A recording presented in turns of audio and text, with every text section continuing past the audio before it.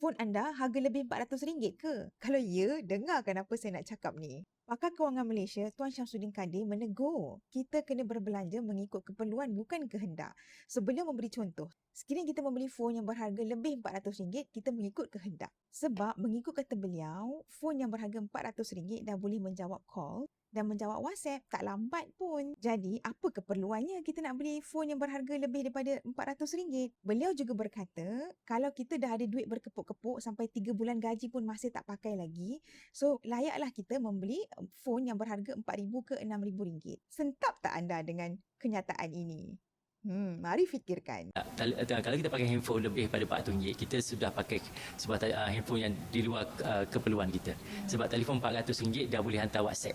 Sampai right? Kelambat sampai, seminggu baru sampai. Sampai. Jadi kalau sampai tu maknanya kalau kita guna yang RM4,000, RM6,000 tu, kita sebenarnya dah melakukan, kecuali gaji kita terlebih sangat. Sampai gaji 3 bulan lepas tak guna. Bagi saya, siapa yang belum guna gaji 3 bulan lepas, bolehlah nak pakai.